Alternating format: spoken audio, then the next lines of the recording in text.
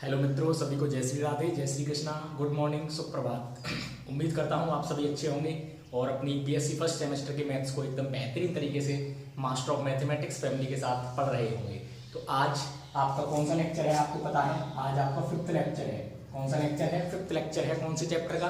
Tangent and normal का। एक दो लेक्चर में हम इस चैप्टर को खत्म करने वाले हैं। तो जो भी साथी नए हैं वो क्या करेंगे, सबसे पहले आपको पता है मैं हर बार कहता हूँ लेकिन आप करते नहीं हैं, ये आपकी बिल्कुल गलत बात लगती है मुझे।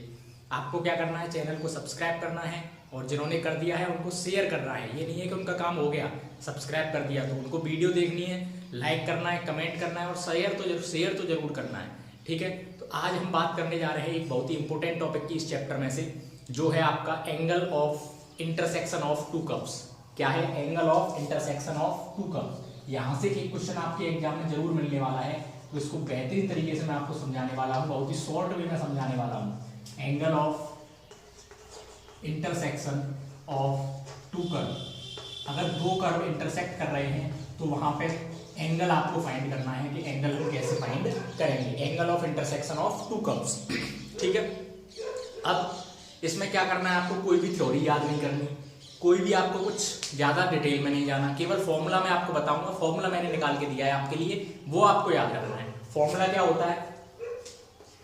टेन थीटा बराबर m1 माइनस m2 अपॉन ये 1 है 1 प्लस m1 इंटू m2। ये फॉर्मूला बस आपको याद रखना है। टेन थीटा बराबर m1 minus m2 upon 1 plus m1 into m2। अब m1 और m2 आप अच्छी तरह से जानते हैं, कितने कर्व थे? दो कर्व थे। तो m1 क्या है? पहले वाले कर्व की स्लोप, और m2 क्या है? दूसरे वाले कर्व की स्लोप। और थीटा क्या है? इन दोनों के बीच में बनने वाला एंगल, और उसका हमने क्या ले लिया है? टेंजेंट ले लिया है। तो angle of intersection of two curve का फॉर्मूला आपको याद हो गया, टेन थीटा बराबर m1 minus m2 upon 1 plus m1 into m2। ठीक है, अब यहाँ पे कुछ कंडीशंस होती हैं, उनको भी ध्यान से याद रखेंगे। पहली कंडीशन है केस फर्स्ट। केस फर्स्ट क्या है? अगर मैं यहाँ पर थीटा की वैल्यू 0 लगा दूं, अगर मैं यहाँ पर थीटा की वैल्यू क्या लगा दूं? 0 लगा दूं, तब इसमें देखिए लगाइए क्या होता है। टेन थीटा की जगह मैंने लगा दिया 0 इक्वल ये सेम रखा m1 minus m2 upon 1 plus m1 into m2। Ten 0 की वैल्यू क्या होती है? 0। तो 0 बराबर m1 minus m2 upon 1 plus m1 into m2। इसका मल्टीप्लाई 0 में हो जाएगा क्रॉस, तो क्या बचेगा आपके पास? m1 माइनस m2 बराबर 0। m1 माइनस m2 बराबर इसका मल्टीप्लाई 0, तो m1 बराबर m2 को उधर पहुंचा देंगे, तो m1 बराबर क्या हो जाएगा? m2। क्या कंडीशन निकल के आई कि दोनों जो कर्व थे उनकी स्लोप ही बराबर आ गई। तो इस कंडीशन में क्या होगा? That is to curves touch each other. इस कंडीशन में आपको अगर m1 और m2 बराबर दिख जाती हैं तो इसका मतलब क्या है? वो दोनों कर्व एक दूसरे को किसी न किसी पॉइंट पर टच कर रहे हैं। बहुत ही इंपॉर्टेंट कंडीशन है, डायरेक्ट भी एग्जाम में पूछ ली जाती है। क्या समझ में आया आपके? फॉर्मूला होता है आपका दो कर्व के इंटरसेक्शन के बीच के एंगल निकालने का, टेन थीटा बराबर m1 minus m2 upon 1 plus m1 into m2। अगर हम इसमें थीटा की जगह 0 लगा दें तो टेन 0 हो जाएगा, और टेन 0 से हमारी टेन 0 की वैल्यू 0 होती है। क्रॉस मल्टीप्लाई करने पर m1 माइनस m2 बराबर 0 आ गया। अब m1 माइनस m2 0 के बराबर आ गया, तो इस माइनस m2 को इधर ले जाने पर m1 बराबर m2 हो गया। इसका मतलब क्या है? दोनों जो कर्व थे उनकी स्लोप क्या आ गई? बराबर आ गई। m1 किसके बराबर आ गई? m2 के बराबर आ गई। अगर दोनों कर्व की स्लोप बराबर आ रही है, इसका मतलब क्या है कि वो दोनों कर्व एक दूसरे को टच ईच अदर, टच कर रहे हैं किसी न किसी पॉइंट पर। क्लियर है या नहीं? एक बार बता दीजिए कमेंट करके। इसके बाद हम केस सेकंड देखने वाले हैं, इसका एक बार जरूर बता दीजिए आपको समझ में आ चुका है या नहीं आ चुका है। ठीक है, केस सेकंड में देखिए, आप इसको एक बार स्क्रीनशॉट ले लीजिए रफ करके, फिर मैं केस सेकंड इसका करता हूँ। स्क्रीनशॉट ले लीजिए, फिर मैं इसका आपको केस सेकंड बता रहा हूँ। और वीडियो कंटेंट पसंद आ रहा है तो वीडियो को लाइक कर दीजिए और शेयर जरूर कर दीजिए। देखिए केस सेकंड क्या है, केस सेकंड को हम समझते हैं। पहले केस में हमने क्या करा था? थीटा की वैल्यू 0 लगाई थी। अब मैं क्या करता हूँ? थीटा की वैल्यू 90 लगा देता हूँ। If theta equals to 90 degree. Theta की वैल्यू पहले केस में 0 थी, तो क्या आया था? दोनों की स्लोप बराबर आ गई थी। अब टेन थीटा की जगह पे क्या लगाना है? 90 इक्वल, ये आपका सेम चलेगा m1 minus m2 upon 1 plus m1 into m2। अब टेन 90 की वैल्यू आप जानते हैं क्या होती है? इन्फिनिटी। टेन 90 की value infinity equal m1 minus m2 upon 1 plus m1 into m2। अब इन्फिनिटी को आप क्या लिख सकते हो, 1/0 लिख सकते हो या नहीं। एनी नंबर अपॉन जीरो क्या होता है, इन्फिनिटी होता है। तो इन्फिनिटी की जगह पे क्या लिख दिया, 1/0 इक्वल, ये आपका सेम चल ही रहा है 1 minus m1 minus m2 upon 1 plus m1 into m2। कर दीजिए क्रॉस मल्टीप्लाई करेंगे तो इसका तो होगा 1 में, तो यही आ जाएगा 1 प्लस m1 m2 बराबर, और m1 माइनस m2 का होगा 0 में, तो पूरा 0 हो जाएगा। तो m1 इंटू m2 बराबर क्या हो गया, 1 को पहुंचा दिया इधर, तो ये माइनस का 1। क्या कंडीशन निकल के आई, m1 इंटू m2 बराबर -1, यानी कि जो दोनों कर्व हैं उनकी स्लोप का अगर हम प्रोडक्ट निकालेंगे तो वो -1 आ रहा है।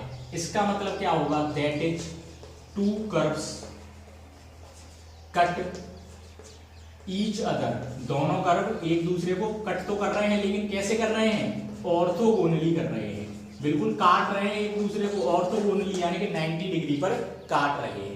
दोनों कंडीशन आपके समझ में आ चुकी होंगी। थीटा बराबर 0 पे क्या आता था, m1 बराबर m2, और थीटा बराबर अगर 90 डिग्री है तो आपका क्या आएगा, दोनों कर्व एक दूसरे को ऑर्थोगोनली कट करेंगे। ये कंडीशन बहुत आपके एग्जाम में पूछी जाती है, क्वेश्चन में बहुत ज्यादा यूज होने वाला है इनका। ठीक है, फटाफट से आप इसका स्क्रीनशॉट ले लें, फिर हम इसके क्वेश्चंस की तरफ चलते हैं।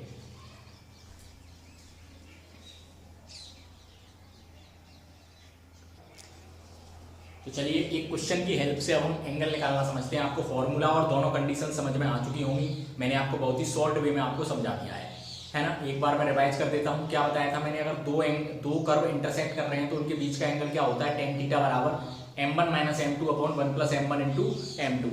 और अगर पहली कंडीशन क्या आती है हमारी, अगर हम थीटा की वैल्यू 0 पुट कर देते हैं तो दोनों कर्व एक दूसरे को टच करते हैं किसी पॉइंट पर, और कब टच करते हैं, जब m1 m2 बराबर आ जाए, यानी कि दोनों कर्व की स्लोप बराबर आ जाए। दूसरी कंडीशन क्या थी, दोनों कर्व एक दूसरे को ऑर्थोगोनली टच करते हैं, कट करते हैं, ऑर्थोगोनली कट करते हैं, यानी कि 90 डिग्री पर कट करते हैं। तो उस कंडीशन में क्या होता है, दोनों स्लोप का जो प्रोडक्ट है वो -1 होता है, m1 इंटू m2 बराबर -1। और क्वेश्चन आपके सामने है एक, find the angle of intersection of curve y equal x square and 2y minus 3 equal x square. ये आपको दो कर्व दे रखे हैं और ये दोनों कर्व के एंगल ऑफ इंटरसेक्शन आपको फाइंड करना है। तो सबसे पहला काम आपको क्या करना है, दोनों कर्व से आपको स्लोप निकाल लेनी है, m1 और m2 की वैल्यू निकाल लेनी है। पहला कर्व क्या दे रखा है आपको, y इक्वल एक्स स्क्वायर, कर दीजिए इसका डिफरेंशिएशन, तो dy अपॉन dx बराबर कितना हो गया 2x। ठीक है, दूसरा कर्व क्या दे रखा है आपको, 2y equal 3 minus x square, इसका भी डिफरेंशिएशन कर दीजिए, तो 2y का डिफरेंशिएशन dy अपॉन dx, 3 का डिफरेंशिएशन 0 माइनस एक्स स्क्वायर का डिफरेंशिएशन माइनस का 2x। तो ये आपका फाइनली हो गया 2 dy अपॉन dx बराबर माइनस का 2x। तो 2 से आपका 2 कैंसिल हो गया, तो dy अपॉन dx की वैल्यू आपकी कितनी आ गई, माइनस के x आ गई। ठीक है, dy अपॉन dx कितना आया है 2x, और dy अपॉन dx दूसरा वाला कितना आया है दूसरे कर्व के लिए माइनस का x। अब आपको पता है जो हम एंगल निकालते हैं वो किसी न किसी पॉइंट पर निकालते हैं। पॉइंट आपको सवाल में दे रखे होते हैं, तो जो dy अपॉन dx निकलता है वो किसी न किसी पॉइंट पर ही निकलता है। ये आपने अब तक पिछले वीडियोज में मैंने आपको बहुत सारे क्वेश्चन ऐसे कराए हैं जिसमें हमने स्लोप और इक्वेशन निकाली थी। तो जो dy अपॉन dx निकलता था वो किसी न किसी पॉइंट पर ही निकलता था। अब यहाँ पॉइंट तो हमें दे नहीं रखा, तो हम पॉइंट इसमें कैसे निकालेंगे, क्या हो रहा है, दोनों कर्व इंटरसेक्ट कर रहे हैं तो इनके इंटरसेक्शन पॉइंट निकालेंगे। पहला कर्व ये है और आपका दूसरा कर्व ये है। देखिए y की वैल्यू कितनी है, एक्स स्क्वायर है, या एक्स स्क्वायर की वैल्यू कितनी है, y है, तो इसमें लगा दीजिए 2y बराबर क्या दे रखा है आपको 3 माइनस एक्स स्क्वायर, और एक क्या दे रखा है y बराबर एक्स स्क्वायर। तो एक्स स्क्वायर की जगह पर मैं y लगा सकता हूं, देखिए इसमें लगा दीजिए 2y equal 3 minus x square की जगह y, 2y, ठीक है 2y माइनस है यहाँ पे, सॉरी 2y माइनस 3 है और ये इधर इक्वल है। ठीक है, 2y minus 3 equal y, 2y इस y को इधर लेके आएंगे तो माइनस का y इक्वल 3, और 2y में से y गया तो y की वैल्यू कितनी आ गई 3। जब y की वैल्यू 3 आ गई तो x की वैल्यू आराम से निकल आएगी, y की जगह 3 लगा दो यहाँ, तो एक्स स्क्वायर बराबर कितना हो गया, देखिए एक्स स्क्वायर बराबर y की जगह लगा दिया कितना 3, तो x बराबर कितना आ गया √3। x की वैल्यू कितनी आ गई √3 और y की वैल्यू कितनी आ गई 3। पॉइंट निकल आए √3, 3, x, y होता है पॉइंट। दोनों पॉइंट एंगल, दोनों कर्व के इंटरसेक्शन पॉइंट आपको निकाल लेने हैं इस तरीके से। तो अब ये m1 मान लेता हूं मैं, m1 कितना हो जाएगा आपका 2, और x की वैल्यू कितनी है देखिए 2√3, तो 2 इंटू √3, और ये आपका m2 मान लिया, ये कितना है माइनस का x, माइनस और x की वैल्यू कितनी है √3। यहां तक आपको समझ में आ चुका है, एक बार फटाफट से बता दीजिए कमेंट करके। आगे चलते हैं, आपको क्या निकालना था, एंगल निकालना था। एंगल का फॉर्मूला क्या है, टेन थीटा बराबर m1 minus m2 upon 1 plus m1 into m2। Tan theta बराबर वैल्यू लगा दीजिए, m1 की वैल्यू कितनी है 2√3 माइनस m2 की वैल्यू कितनी है माइनस का √3, तो प्लस का √3 हो जाएगा upon 1 plus m1 into m2। m1 की वैल्यू 2√3 इंटू m2 की वैल्यू माइनस का √3। क्लियर है यहाँ तक?